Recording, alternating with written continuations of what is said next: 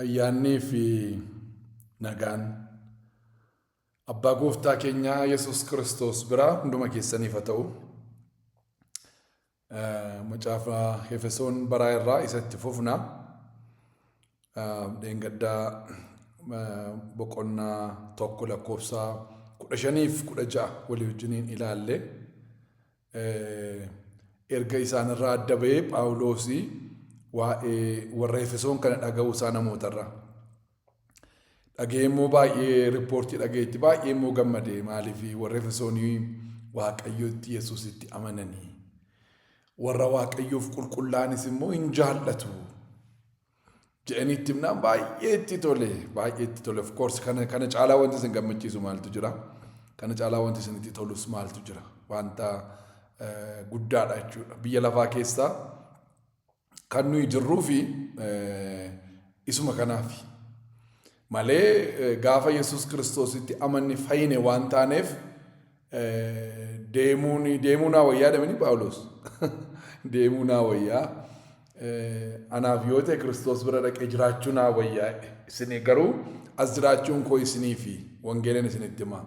Kanaafiyyuu warri Efesoon waggaa 2 ol iddoo sana taa'ee wangeela isaanitti lallabaa waan tureef achii deemee immoo waggaa 5-6-7 booddee waa'ee isaanii kana yeroo dhaga'u baay'ee gammadee gammaduu duwwaarraa immoo miti ani waa'ee keessan Waaqayyoon galateeffachuus isinii kadhachuus immoo hin dhiifneedhe. Kadhannaan isaanii kadhatu wajjin ilaallaa irraa kadhannaan isaanii kadhatu lakkoofsa 17 kaasee akka jedha. Waaqayyo gooftaa keenya Yesuus Kiristoos, Waaqayyo gooftaa keenya Yesuus Kiristoos abbaan ulfinaa hafuura ogeessota isin godhu tokko Waaqayyoon beekuus isinitti mul'isu 2 akka isinii kennuuf nan kadhadha. Waamichi isaa abdii maalii akka of keessaa qabu 3 ulfinni warri Waaqayyoof qulqullaa'an itti darbanii argachuudhaaf jiran 4 badhaadhummaan isaas 5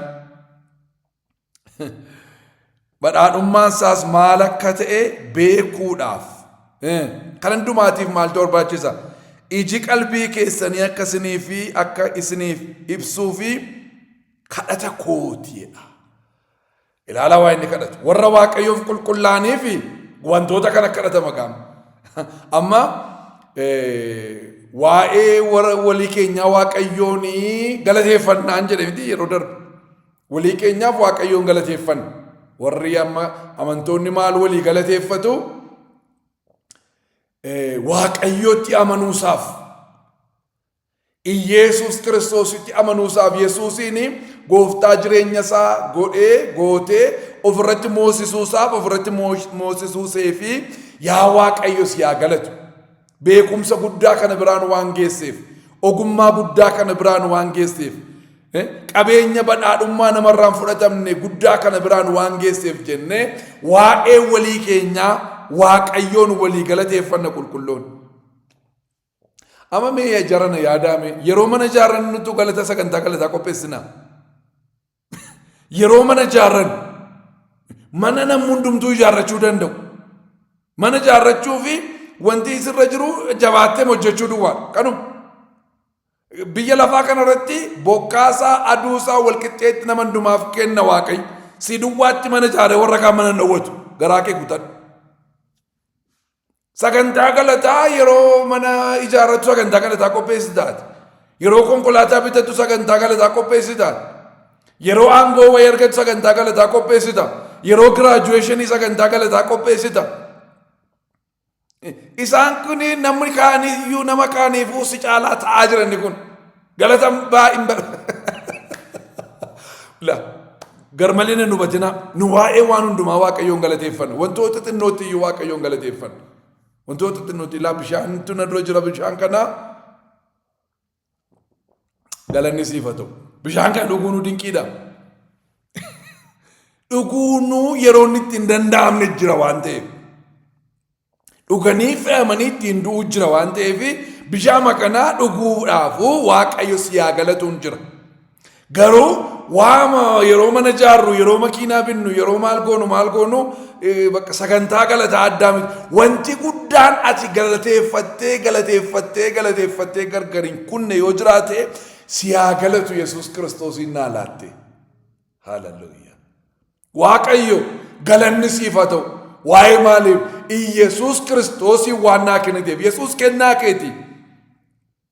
Yesuus Kiristoosiin waan naa laatteef waaqarrattis lafarrattis bara hamma bara baraatti galanni siif haa ta'u. Ba'a biiftuu amma lixa biiftuutti kaabaa amma kibbaatti maqaan kee haa eebbifamu. Ati duwwaan naa ulfaadhu ol naa jedhi. Waa'ee maaliif? Yesuusiin waan naa laatteef. Jireenya bara baraa waan naa laatteef. Maqaan koo mazgaba jireenyaa irratti waan caafameef.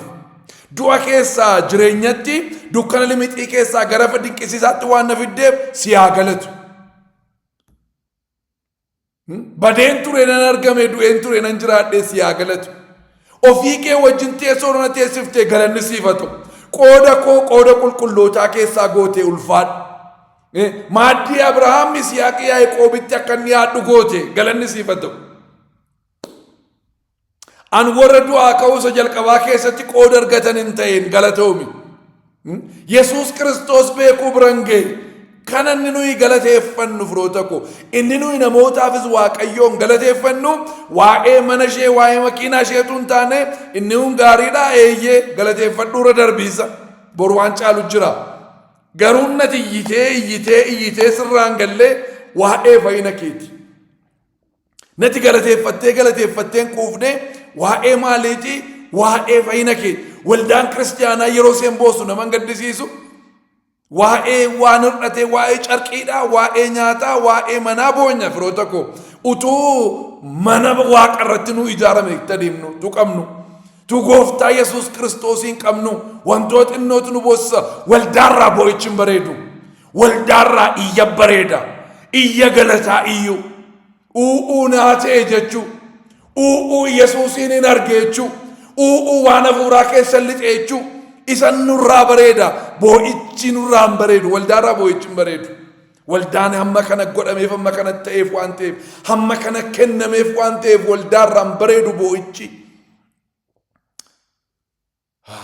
Waldaarraa maaltu bareeda? Iyya galataa. Iyya kuukuu buusaa iyyaa galataaf. Galateeffadhaa Waaqayyo keessan waa'ee qulqulloota isin bira jiranii, waa'ee warra mananii, waa'ee warra fayyanii, waa'ee warra mootummaa Waaqayyootti dabalamanii, waa'ee isaanii Waaqayyoon galateeffachuu, isaaniif immoo kadhachuu. Waa'ee maalii kadhan? Waan nama dubbise kadhannaaf.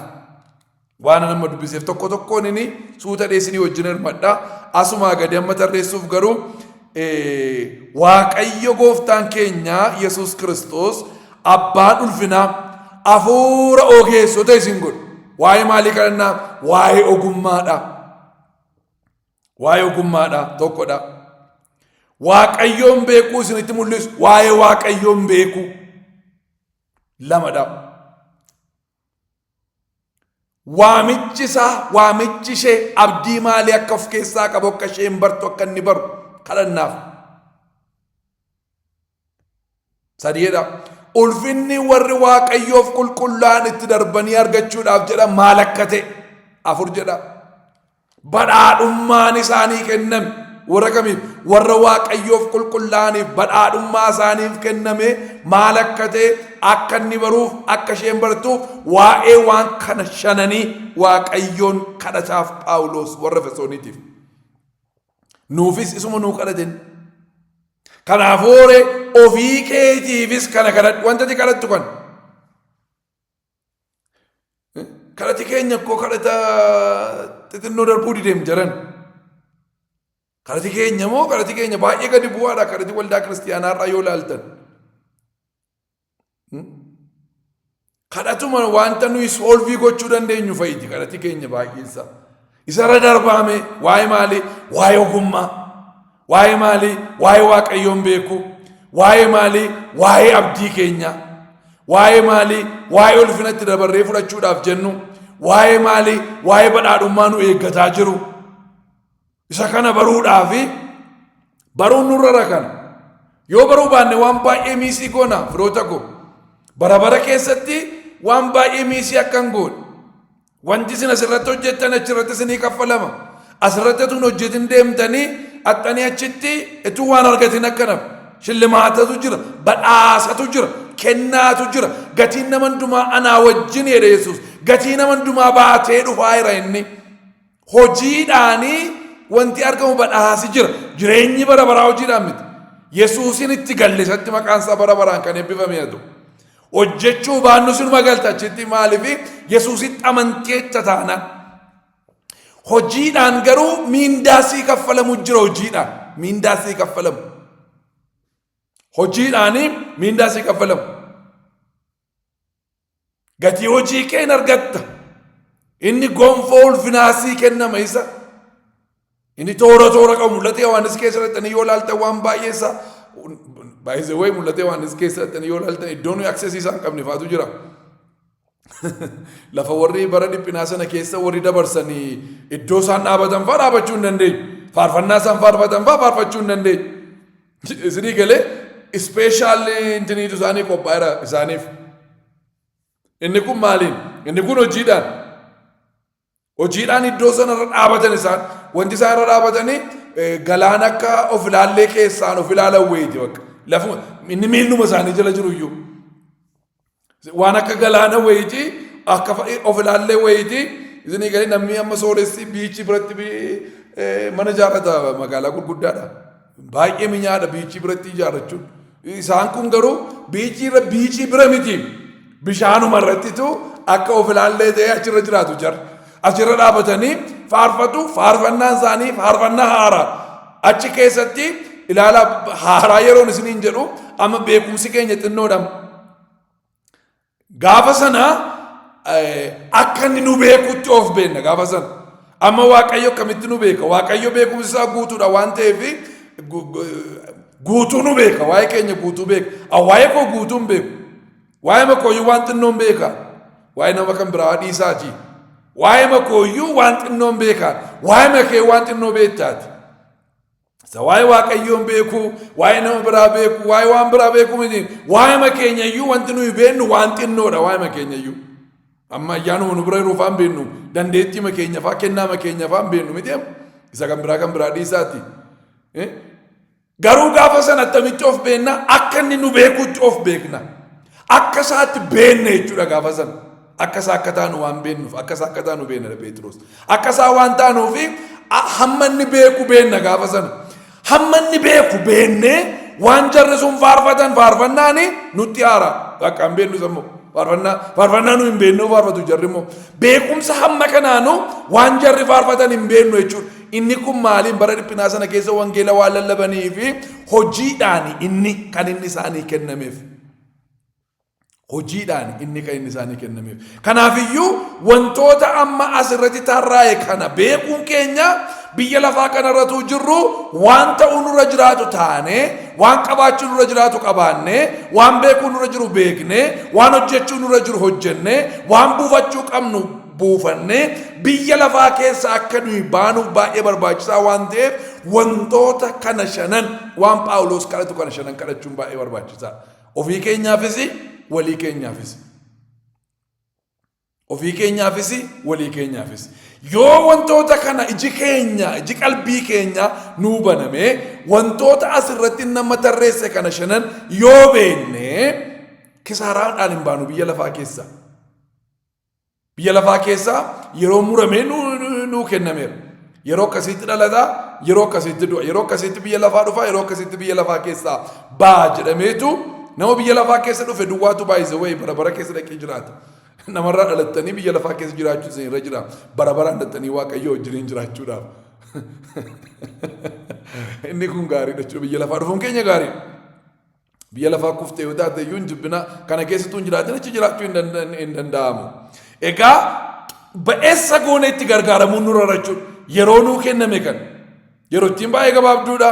Yeroo nuu kenname kana, humna nuu kenname kana, ayyaana nuu kenname kana, dandeettii nuu kenname, risoorsii nuu kenname, dhaloota gidduu jiraannu biliyoona 8 ol kana, addunyaa keenya har'aa kana, isinii galee teknoolojii har'a qabnu kana, miisyuuziin goonu, sirriitti ba'eessa goone, maaksimaayis goone, maaksiimamii isaa gargaaramne deemuun nurra jira. Maaliif lakkaameetti sii kennama Waaqayyo firdiin isaa qajeelaa waan ta'eef waan ati hojjetin siin kennu. Waan ati hojjetin siin kennu. Waan ati hojjette immoo si jalaa hambisu. Waan ati hojjette immoo si jalaa hambisu. Qinxaatiin ishee cabdee hammi qeensaa cabdee irraa nafti hojjette keessa ittis hin dabalu irraa si jalaan qannasu hamma hojjettetti gatii isaa sana shallagee sii kennuudhaaf jira. Amma keedhooma namni raajiidhaaf jedheen bishaanii birciqqoo tokko namni raajiidhaaf kennee qooda raajii irraa argata. Investimentiin gaariidha jechuudha fuula keetti. Amma tokko namichi tokko kennaa raajii qaba. Inni tokko immoo akka shamizii biteef. That's good investment. Maaliif kan namitti irraa hirmattu. Qooda isaa tajaajila amma fakkeenyaa fi tajaajila kanatti kaarensiin inni waaqarraa maal akka ta'e hin beeknu amma garuu tajaajila kanatti doolaara 100 kaffala yoo jedhe Waaqayyo. Tajaajila kanatti doolaara 100 kaffala yoo jedhe shamizii hambiteen ittiin dhaabe yoo ta'e isee dhibbaa keessaa irraan fuudhaa jechuudha. Achitti akkaawuntii koo tiraansferii naa godha. Inni Waaqayyo firdiin isaa qajeelaa waan ta'eef. Inni tokko immoo hin kadhatee fi isa namicha raajii sanaaf inni kadhates innis irraa argata. Sunis irraa argata. Kunis irraa argata. Sinii galee isa booddee maaltu ta'a? Namoonni waldicha keessatti waan hundumaa irratti investii godhan hundumtu argatanii dhibba keessaa inni saantima 5 argachuu danda'a. Doolaara 99 immoo argachuu danda'a. Namni tokko collee namni tokko. Phaawulos horii ofii fidaa sinii galee horii ofii fidee maali bartoota isa duukaa deemanii isatu jiraachisa namichichi hin danda'amu. Inni hin guure inni shillimaata maqaan isaa bara baraan kan eebbifame haa ta'u. Namoonni akkasiis jiru. Namoonni immoo bakka calluma dandii ayyaanichumti yoo itti dhufe duwwaa buf godhanii sokkanii waan tokko dhimma kan hin qabnes immoo jiru. Kanaaf bayeessa goonee hojjechuu fi wantoonni inni kadhate kun shananii baay'ee barbaachisa. Kanaaf kadhati keenya geeddaramuutu irra jira kana booddee jechuudha. Ilaa gaamamaa jedhee Waaqayyo gooftaan keenya Yesuus Kiristoos abbaan ulfinaa jedha. Abbaan ulfinaa. Waaqayyo keenya Waaqa ulfinaati. Waaqa ulfinaan guutuu, surraadhaan guutuu, simboodhaan guutuu, waan hundumaan badhaadhaadha Waaqayyo. Waaqayyo gooftaan keenya Yesuus Kiristoos abbaan ulfinaa hafuura ogeessa isin godhu. Hafuura ogeessa isin godhu tokkoffaadhaatti. Ogummaa akka inni isinii kennuuf maaltu jira? Hafuura ogeessa nama godhu jira. Hafuura ogeessa nama godhu. Ogummaanii kolleejjii dhaqanii baramu baay'ee ogummaan kolleejjii dhaqanii bartanii ogummaa. Daawutiin jala taa'ee baree dubbii Daawutirraa gad jijjiguudha yaadame. Macaafa faarfannaa dhaqaa ilaalaa waan Daawut haasa'u. Garuu ogeessa ta'uu hin dandeenye Salamoon. Daawutirraa baree ogeessa ta'uu hin dandeenye. Barumsi informationiidha. Wisdomii miti. Ogummaa miti. Amma mana barumsaa kanatti PhD yoo dardartee ogeessa ta'uu hin dandeessu. Ogeessa ta'uu hin dandeessu. Waa'ee waan tokkoo informationii ga'aa qabaachuu dandeessa. Waa'ee waan tokkoo informationii ga'aa qabaachuu dandeessa malee ogeessa ta'uu hin dandeessu. Ogummaanii practical ta'uu barbaada. Ogummaan maal si godhaa? Waa tokko hojiitti si geeddarsiisa. Amma dookterii sigaaraan tuuxinii yoo sigaaraa tuuxxe somba kee dhuma yookaan sombi kee dhumeera sigaaraan tuuxinii jedhee dhukkubsataa isaa gorsaa oolee sigaaraa tuuxu faana agarreessin. Alkooliin si ajjeesuuf jedha alkoolii dhiisi jedhee isinitti mee alkoolii gaggalagalchaa oolu meeqan beektani? Namichi kun beekumsa isaa qabaa PowerPointiidhaan godhee si barsiisuu danda'a. Afaan si barsiisa yeroo inni barsiisu. Ofiyootti jiraataa ittiin jiraatu. Ogeessa miti namni kun jechuudha. Ogummaanii jireenyatti akka ati geeddartu si godha. Ogummaani hojiitti akka ati geeddartu si godha. Practical akka ati taatu si godha. Ogummaan. Kanaaf Salamooni ila akeede Daawit iyyuu yeroo gorsuusa ogeessa ta'eedhaan nama ta'eedhaan Salamooniin.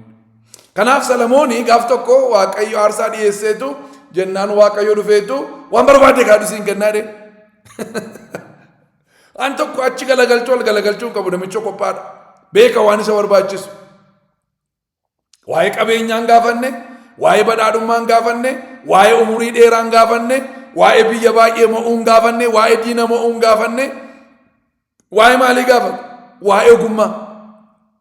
Ogummaadhaa fi hubannaa naa kenni. Sabni kee kun saba jabaa waan ta'eef saba kana sirriitti baasee galchuu akka hin danda'utti.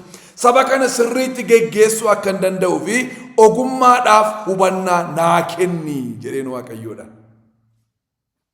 Ogummaadhaa fi hubannaa naa kenni. Waan dhibaa kadhatte jedhe Waaqayyo. Waan barbaachisaa gaafatte Salamooneen. Kanuma kadhachuun mataasaatti ogummaadha kun. Wanta xixinnoon gaafanne, waan taraan gaafanne. Attamitti namni waa'ee silxaana isaan gaafatu. Attamitti namni waa'ee qabeenyaa, waa'ee badhaadhummaadhaan gaafatu. Attamitti namni waa'ee umurii dheeraadhaa attamitti namni hin gaafatu. Waaqayyoon argitanii moo? Akkam argitanitti lammata deebitanii arguu dhiisuu dandeessu. Anyways akka yeroo sanaatti deebi'ee hin agarre Salamoon bara isaa guutuu. Ilaala opportunitiin tokko lammata deebi'ee hin argamu baay'ee. Carraan tokko siuma tokko duwwaa. Deebi'eedhuma akka biyyaatti dhufuufu wanti tokko waggaa 100 nama eessisa. Wanti tokko waggaa 50 nama eessisa. Miisiin godhina carraa Waaqayyo gara keessan fidu miisiin godhina utuu jarraan buqqifatin eegaa. Yoo utuu yeroon butamu sana yeroo konkolaataan abiddaa dhufee na fuudhu yoo na argite sii taa'anii Eliyaas Eelsaadhaan. Wantati kadhatte cimaadha, wantati kadhatte dhibaadha, anu takka akka itti kadhadheen beeku waa'ee ayyaana narra jiru dachaa lamaa gaafattaati. Inni kun sii ta'a. Garumaa inni yoon deemu yoo na argite. Kanaafuu hore utuu jarraan buqqifatin isa eeguu qaba. Erga isa duukaa kan buutan taataniiti, erga eenyuun duukaa, Yesuusin duukaa kan buutan erga taataniiti ijarraan buqqifatinaa. Yesuus irraa ijaan buqqifatinaa gara sin jiru gara hin jiru. Qat godhanii isa ilaalu erga maal taane erga isa duukaa buune. Ijarraan buqqifatinaa jiran.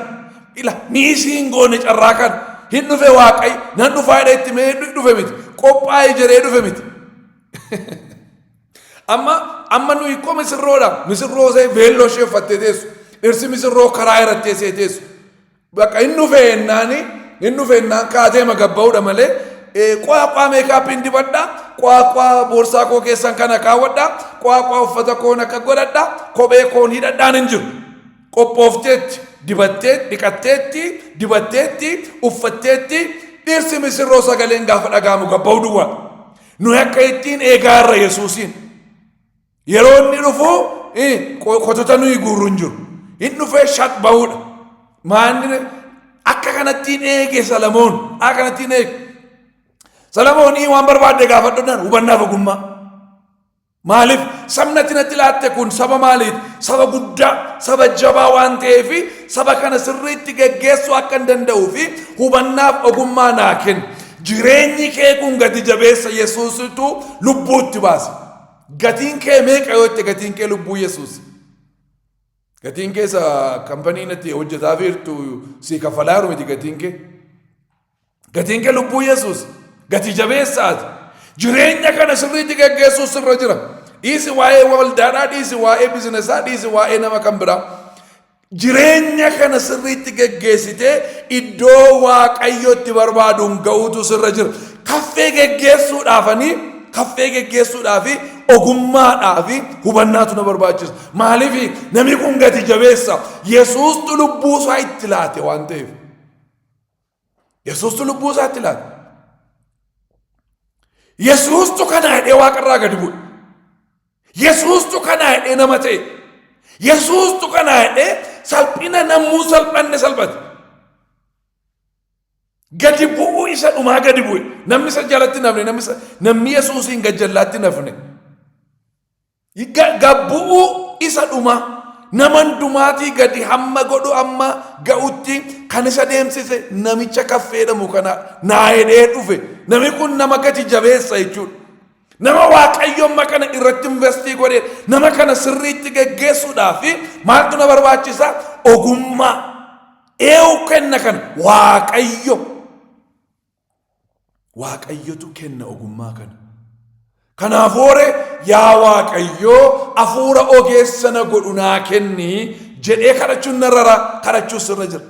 Yoom yeroo hundumaa ogummaa sirratti dabalaa deemuutu irra jira. Ogummaa sirratti dhangala'uutu irra jira. Hin hir'atu kan waaqayyoodha. Guutuudha mana waaqayyoo keessa ogummaan.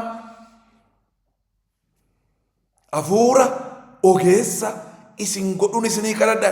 Namootaafis wantati kadhattu yaa waaqayyo obboleessa koo kana obboleettii koo kana waldaa keenya keessa kan jiran amantoota kana qulqulloota irra addunyaa irra jiran kana hafuura ogeessa isaan godhu kenniif. Nama hamma kanaa kennuu danda'a waaqayyo. Nama hamma kana ogeessa gochuu danda'a. Maqaan isaa bara baraan kan eebbifame haa ta'u. Nama hamma kana si'a tokkicha xiggodhee itti guutuu danda'a ogummaa.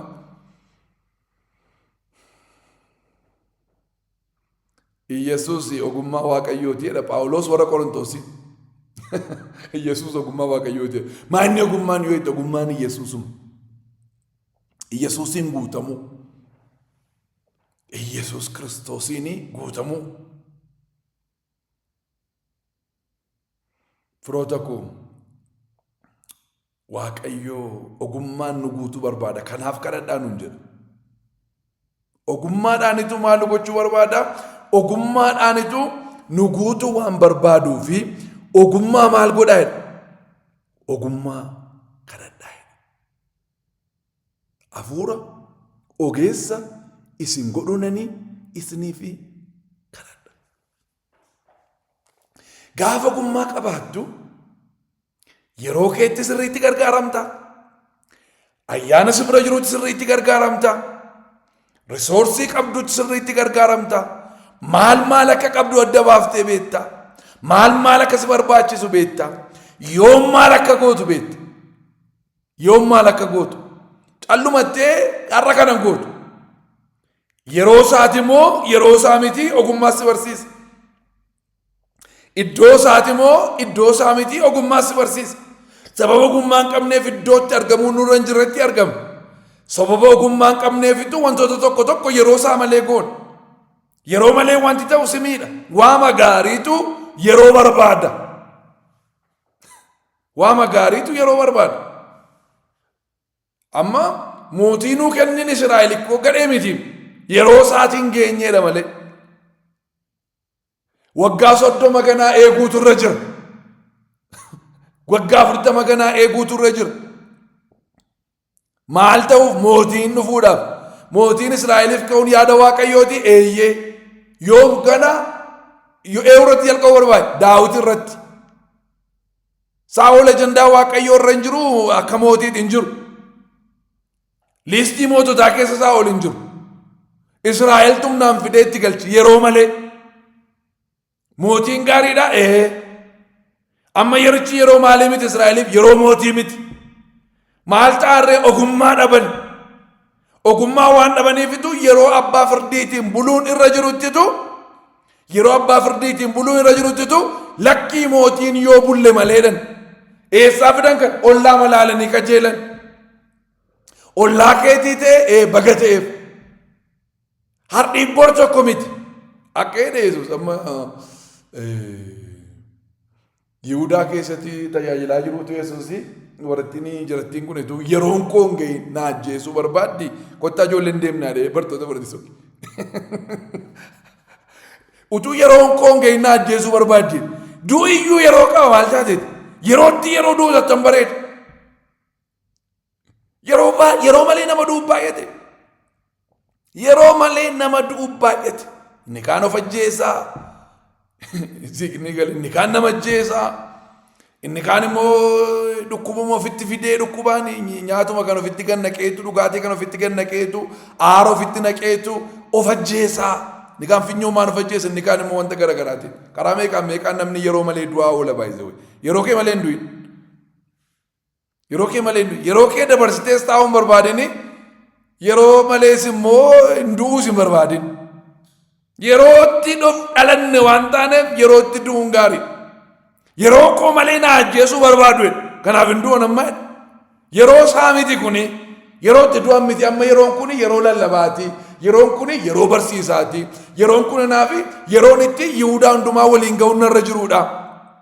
Israa'elii waliin geebaayise waggaa 3 walakkaa keessatti Yesuus gola ishee deeme Israa'eliin magaalaa ishee hundumaarra naanneetu iddoon hundumaatti wangeelala iddoon hundumaa dhaquutu irra ture waan ta'eef iddoon hundumaa naqinii du'uun irra ture du'ii yeroo qaba lallabii yeroo qaba kanaaf amma utuu yeroon hin ga'in jarattiin kun na ajjeesuu barbaaddu waan ta'eef kaan deemna isheenitu ba'an Yihuudaa keessa isa booddee guyyaa muraasa booddeetu kaadhan deema immoo pooliisii keenya Alaazaar rafee jira dhannee dammassinaa eessa iddoon isaa innaan Yihuudaadhaan Raafatte miti sagaleen gaddeetti jedhani eessa kam jartii hundaa ajjeesuu fi jetti jettee achi kee baate miti yoo dhatte si ajjeesu kaanaan ayi guyyaan tokko sa'aatii 24 qabaa guyyaan tokko sa'aatii 24 qaba sila na ajjeesuu barbaadochuuni ammas na ajjeesuu barbaadochuu miti amma darbeera yeroo sun yeroo isaaniitti na ajjeesuu barbaadan suni moomentiin sun darbeera amma yeroon kuni yeroon itti Yihuudaa dhaqee yeroon itti nama du'u kaasuudha. Yeroo itti nama du'u kaasuudha. Amma kaleessi baqannaa ture harri baqannaa miti. Isa kana maaltu fida? Ogummaa. Yeroo ogummaa qabaattan yeroo beektu. Jaratiin tokko na ajjeesuu barbaadde kanaaf hin baqanne. Yeroon kun yeroo baqannaati. Ogummaa yeroo sitti hima. Yeroo baqannaa qoma dhiibdee dhattee madirakii irra dhaabattee rasaasaan hin duutu. Yeroo malee hin ta'u yerana na ajjeesuu barbaadu nan deeman yeroo isin na ajjeesuu dhuftu abiddan waaqarraa gaditti buusan jedhe isinii galee amma nan baqadhaa Yesuus takkeedha na ajjeesuu barbaaddi yeroon du'u immoo miti nan baqadhaa kottaan deemna asii nu ajjeesuu barbaadu hin deemna isinii galee ogummaa waa'ee nama godhu yeroo ogeessa taatanii waan hin taanetti qoma dhiibdanii hin deemtan ogummaanii asirra goriyetti ogummaanii asiin immoo deebi'etti isinii galee dheengadda baqatee sokkee arra immoo nufe amma du'aan kaasa sin ajjeestu warri dheengadda yeroo isaa miti kun amma yeroo na ajjeesu miti yeroon itti humna du'aa kaasuu koo ummata kanatti yeroon itti agarsiisuudha obboleessa keenya Alaazaariinis immoo kaafneetu annee gaddaa Maariyaamiif Maartaa sirmannee miira keenya isaanitti agarsiifne hin boo'e miti Alaazaari gaddee boo'e miti wayyoon du'e kaa bakka maal miti inni boo'e bakka shee intini isaanii gadda isaanii isinii galee miira isaanii sana isinii wajjinan jiraa sanatti agarsiisaa jira understanding isin godha isinii nu badhaadha isinii nu badhaa waan isin keessattan kana beekaa jedhaa jira isaaniin maqaan isaa bara baraan kan eebbifame haa ta'u. Ogummaan gaala guyyaa tokko keessa sa'aatii 24tu jira. Sa'aatii tokko, sa'aatii lammaffaa, sadaffaa, arfaffaa, shanaffaa, ja'affaa, torbaffaa attamitti akka yuuzii goonu beennaa jechuudha. Sa'aatiin tokkoof sa'aatiin lama garaagara jiran. Sa'aatiin sadiif sa'aatiin arfaffaan garaagara. Ganamiif waaree booddee tokko miti. Waaree booddeef halkanni tokko miti. Sa'aatonni kunii waan garaagaraa baatanii adeemu. Kanaafuu ogummaan isaan kana nu hubachiifti. Maqaan isaa bara baraan kan eebbifame haa ta'u. Ogummaan abeet ogummaa. Hafuura ogeessa nama godhu. Waaqayyo maqaa gooftaa Yesuus Kiristoos nama Naazreetiin hafuura ogeessa isin godhuun isin guutu Waaqayyo. Hafuura ogeessa isin godhuu isin irratti hadhangalaasu Waaqayyo. Guutamaa ogummaadhaan, guutamaa hubannaadhaan. Jireenyi keessan ogummaa Waaqayyootiin geggeeffamu. Hafuura ogeessa isin godhuuni isinii kadhadhaa. Yeroo ogeessa taatanii horii keessan akkamittiin akka yuuzii gootan beektu. Gaafa ogeessa taatanii wanti biyya lafaa kun isin hin dhiqu. Gaafa ogeessa taatan.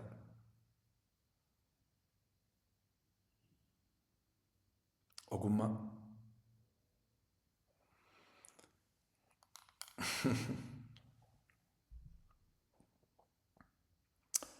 Waaqayyo gooftaan keenya Yesuus Kiristoos abbaan ulfinaa hafuura ogeessa isin godhu.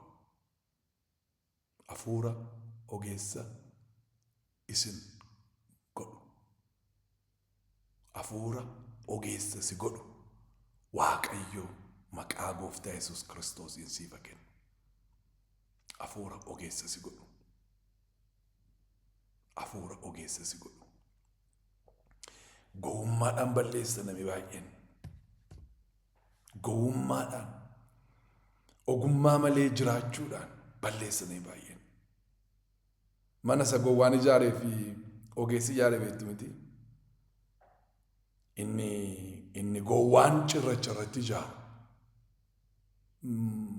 Keessi isaan bareeda. Kutaan isaan bareeda. Kutaa nyaatatti tolfatan qabataa, kutaa itti dhiqatan qabataa, kutaa ciisichaa baay'ee qabataa, kutaa taa'umsaa qabaa. Waaw jechuu dandeessu. Mana isa cirracharratti ijaarame sana. Maal abaluu mana inni ijaarrate agarteettaa waliin jechuu dandeessu. Mana inni ijaarrate dhageesseettaa agarteettaa mana sitti fakkaate abeet jechuu dandeessa. Bubbeen yeroo dhufu garuu hin jiru nachi daaraa ta'a. Inni ogeessi immoo hundee isaa dhagaadhaan kaasee ijaarrate. Hundee irratti investi godhe. Hundee irratti investi godhe. Yeroo dheeraa isa fudhateera, horii baay'ee isa baasiseera, isa dadhabsiiseera, namatti agarsiiftanii hundee. Namni dhufee attan bareedaa isiniin hin jedhu, namni isiniin hin jaju. Namni abeet hundee ittiin kaffee mana sana ijaare jedhee namni naa jaju hin jiru. Mul'atu. Qaqqabatamu namatti agarsiifattanii. Yeroo gurgurtanii asii gad hundeen isaa ammanattanii safartanii namatti hin gurgurtanii. Namni isaa hidhee gatii itti isiniin dabalu. Namni hundumtuu kan inni ilaalu sarara keessa jirudha. Isa hundee gararraa jirudha. Manicha kan baatu garuu hundeedha. Ogeessi mana isaa dhagaadhaan ijaarrata. Ogeessi mana isaa dhagaadhaan ijaarrata. Inni gowwaan cirracharratti ijaara. Waa'ee borii yaadu, waa'ee iftaanii yaadu, waa'ee bubbee yaadu, waa'ee qilleensaa yaadu, waa'ee baramaadhaan yaadu namni gowwaan. Waa'ee bara gaarii duwwaa yaada, waa'ee mammaa, waa'uu namaa bakka. Waa'uu namaan jechamu nammoo lolisa kaasuu barbaadan. Waan argamu barbaada, waan dhagahamu barbaada, waan qaqqabatamu barbaada, waan ammaa barbaada, waan artifishaalii kana laala. Inummoonni nu itti waamamne kun waan ijaa hin agarree, waan ijaa hin argan. Mootummaa Waaqayyoo qabdanii namatti agarsiiftan. Yesuusin qabdanii namatti agarsiiftan. Hin lakkaawwan ofii keenya amantiidhaan garuu qabdanii namatti agarsiiftan. Ragaa naa kenni yoo namni isiniin jedhe ragaa kennuuf hin dandeessan. Ofii keessanii qabdu keessi keessan beekaa jijjiirami jireenya keessan irra jira hin amantu itti agarsiisi namatti waa'ee mootummaa Waaqayyoodhaa agarsiifadhu qafeessaa attamitti qabe. Ogeessi isa waa hin argamne kana ijaarrata. Ogeessi waa hin argamne kana ijaarrata. Gowwaanoo isa mul'atu duukaa fiiga. Silxaana mul'atu kan, qabeenya mul'atu kan, badhaadhummaa mul'atu kan, mana mul'atu kan, konkolaataa mul'atu kan, bilicii mul'atu kan. Isa ari'a gowwaan. Isa ari'a. Bor jiraachuu isaa argiteenyaa miti isa ari'a. Etuma isa duukaa fiigu warra galgala waamichi isaa ta'uu danda'a. Isa ari'a garuu. Namni akkamii namni gowwaan. Ogeessoo waan ija fooniitiin argamuu hin dandeenye ijaarrata. Mana waaqarratti ijaarrata ogeessi. Qabeenya isaa waaqarratti tiransferii godha. Iddoo biliin hin nyaanne, iddoo daana'uun hin nyaannetti qabeenyaa keessa walitti qabadhaa. Iddoo ogeessi maal beeka? Lafa daana'uun hin nyaanne jira. Lafa biliin hin nyaanne jira. Lafa hattuun cabsituu hin dandeenye jira. Lafa vaaliiwuun isaa gadi bu'aan deemnetu jira. Achitti investii godhe eessa iddoon isaa waaqarra jedhama. Waaqarra jedhama Atamitti beekta kana ogummaadhaan. Inni gowwaan immoo asirratti investii godha. Investii godhaa humna bituu isaatu gadi bu'ee siin jedhama bor. Baankii keessatti walitti qabataa vaaliyuu isaa zeeroo ta'eedha. Isinii galee hattuutu galee cabseedhama. Biliitu nyaate daana'ootu nyaateedhama. Hin kassareedhama. Raayyuu du'eedhama. Nyaachuu dhuguu hin danda'u iyyuu paralaayizidii ta'eedhama. Inni irratti investii godhe waan asiiti namichi immoo sayyuu hin jiru wal jala darbanii jechuudha. Gowwaadhaa fi ogeessa laala. Kanaaf Phaawulos maal nu godhata?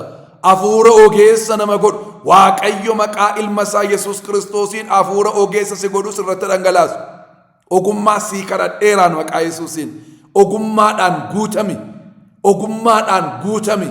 Ogummaan deddeebii. Ogummaadhaan jiraadhu. Hafuura ogeessa si godhu Waaqayyo biraa maqaa Yesuus Kiristoos nama Naazreetiin sii gadhiifameera. Haaleluyyaa. Kutaa itti aanu walitti deebina.